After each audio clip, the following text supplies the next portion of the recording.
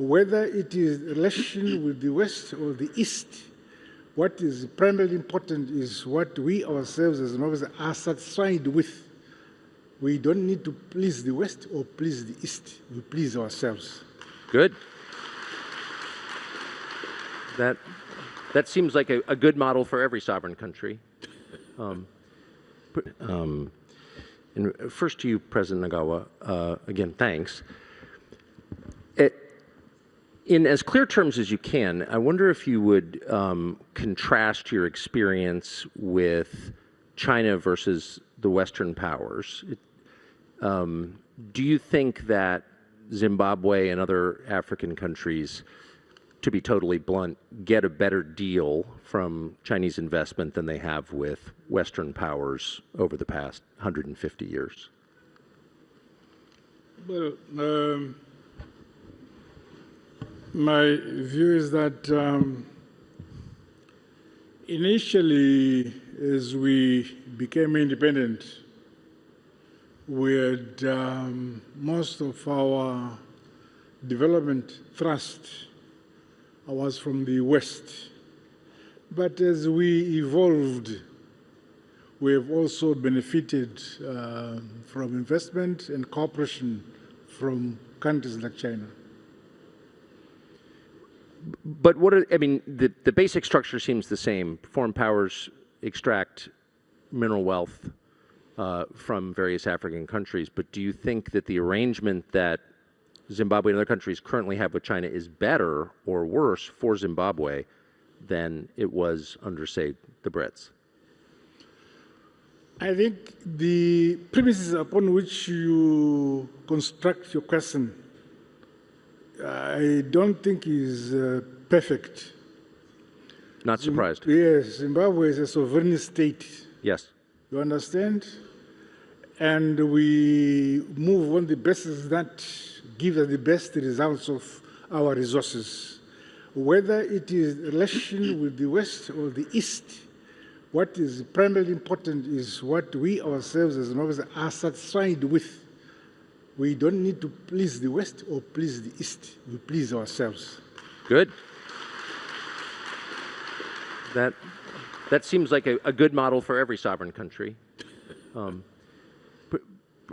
President Bio, thank you for this. Do you think that there is a substantial difference? I'm just trying to understand from a Western perspective how the East does business in Africa versus how the West does. And it may be too sensitive a topic really even to talk about out loud, but to the extent you have a view you can share, would you? I'm sure relations cannot be measured country by country. Yes. Relations depend on the historical background of countries between one country and another. Yes. That's the basis on which relations grow and are nurtured. For us in Zimbabwe, yes, we are a former British colony, but we are very happy with the relations that have now developed with, say, countries like China and so on. Yes. Despite being a former British colony. I think this maybe one of these topics is too difficult to talk about in public, so let me just ask you, President Bio, about one of the strengths of your country and the continent, which is its birth rate, which so far surpasses that of any other region in the world, and that seems like a strength. How has your country, Sierra Leone, but also many other countries in Africa, been able to maintain a birth rate at replacement when Europe, the US, Canada, lots of other parts of the world have not been able to? Thank you very much. I think we are hard workers, and we work both in the day and at night. And that is such great advice. It is essential to have young people and to keep the birth rate at the right level so that there is sustainability in development. What we do today, or as leaders, we provide the enabling environment, provide them with the tools, the young people to navigate the world, which is extremely tough, complicated, and evolving and changing all the time. So it is our responsibility to bear that in mind. We have to plan ahead.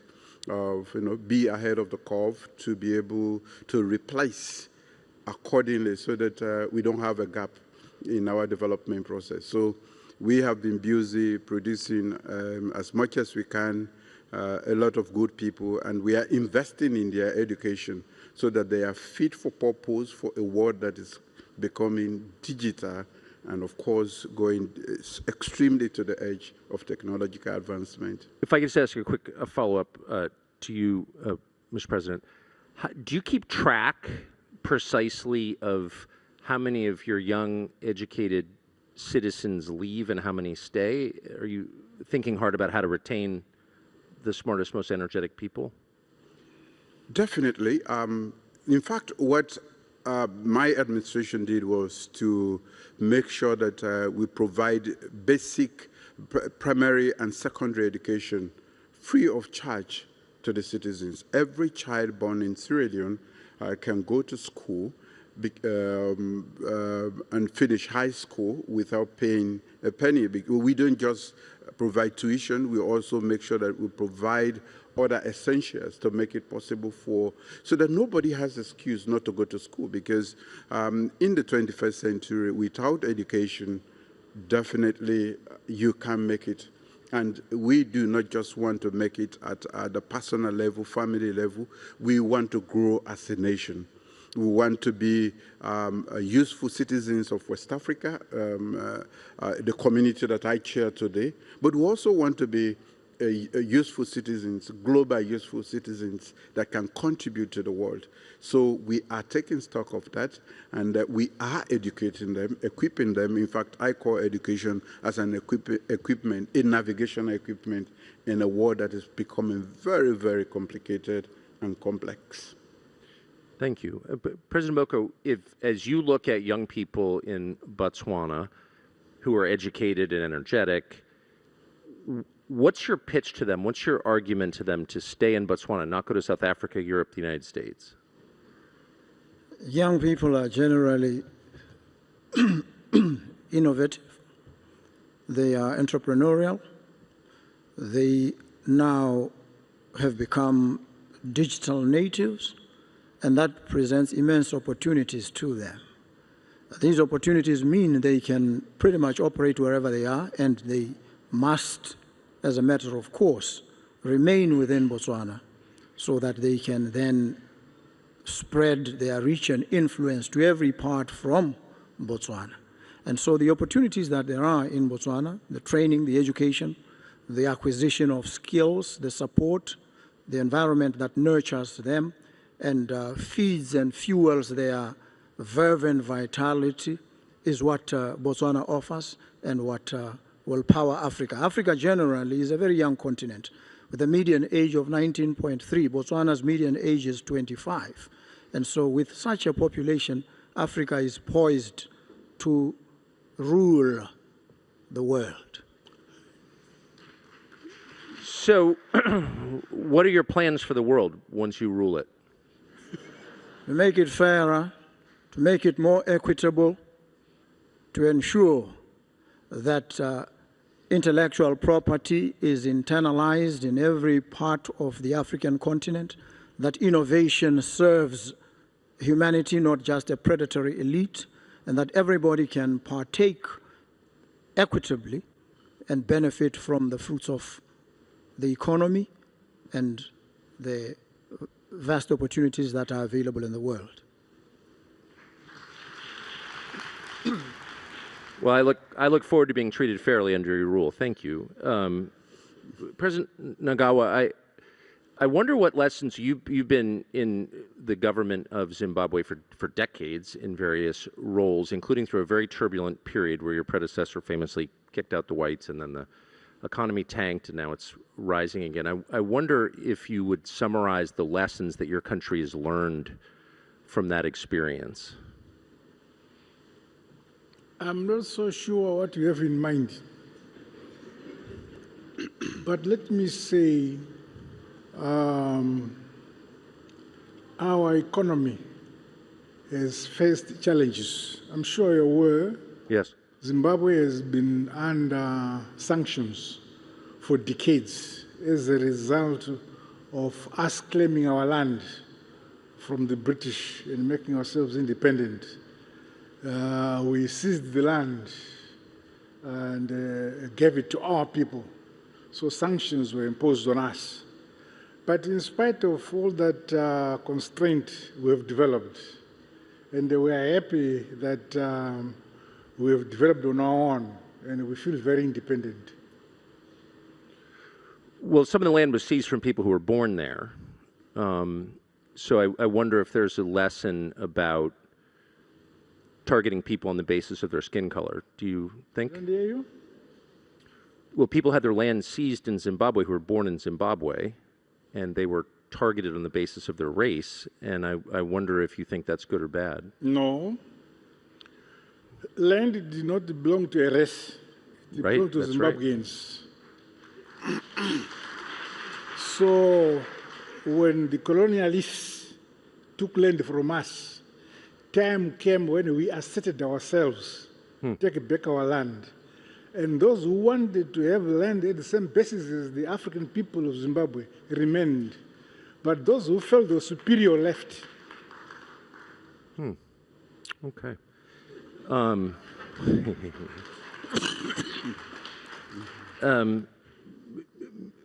Mr. Bio, it does seem like, Mr. President, that the model of government around the world seems to be changing, and people seem to have lost confidence in democracy, at least in the West. People aren't quite as keen to promote democracy. Do you notice this? Do you think democracy is in retreat around the world? I think the world is in transition. Yes. And normally that comes along with instability. I normally refer to it as we are in a state of flux. Yes. We have been told to go democratic, and those who are leading the way or who have been teaching us to be democratic are no longer committed to that method of governance. So we are left to choose, but I still believe that democracy is the best method of governance, choosing who leads, especially a liberal democracy with all the freedoms that go with it, so that human rights and other liberties are observed and maintained. We remain committed to democracy, irrespective of the fact that there are now reversers, even in Africa, around the world. In fact, these days, when you listen to world news and other things, you hardly hear about democracy. You're very right. But we are committed to it because it is the best form until we can provide an alternative that can really sit well with us in society. We remain committed to democracy. China is a relatively new entrant, really, yes, into the historical space and climb. China only lifted itself out of abject poverty over the last 40 years. We've been free from colonialism now in Botswana for almost 60 years. We have had an affinity with the West because of the relationship, the special relationship that we've had with them. And China has only come in, and we relate with China on terms that we define ourselves. We look at what it is that China offers, what it is that we need, and we sit and good a deal as we are able to negotiate in a situation where all the parties come to the table and present their offerings. So I think the relations are shaped largely by what the interests of these African countries, ourselves included, are. Interesting. President Nagawa, what did you think of what happened in Venezuela last month? Venezuela is very far away from Zimbabwe. Yes, it is. yes, sir. But I wonder, I still wonder as a head of state, a longtime head of state, what you thought of that. I mean, you must pay attention to what happens to other heads of state. Yeah, but I don't know what we really read in Zimbabwe actually happens in Venezuela, but from what we read, we are interested to know why it is happening.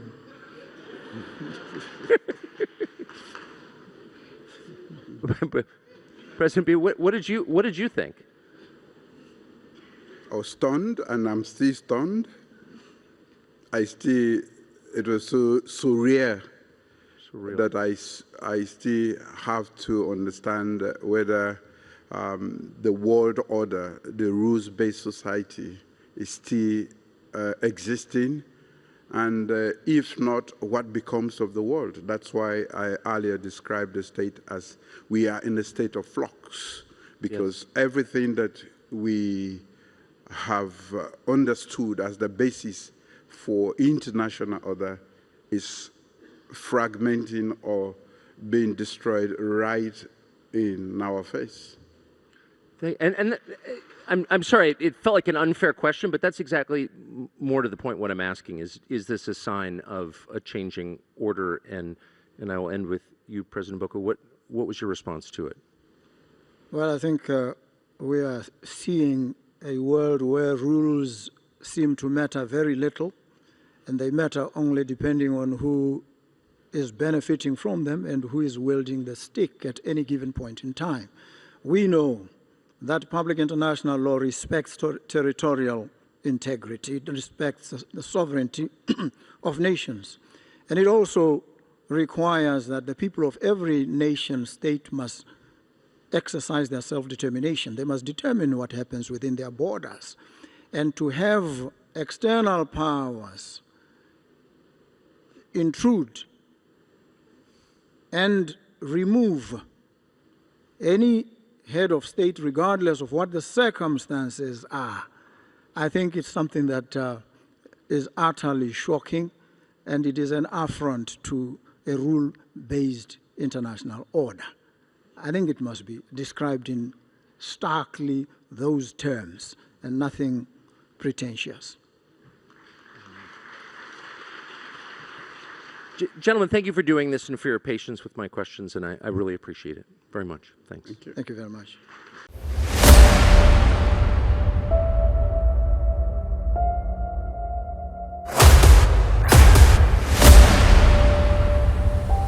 This is the journey to One Africa.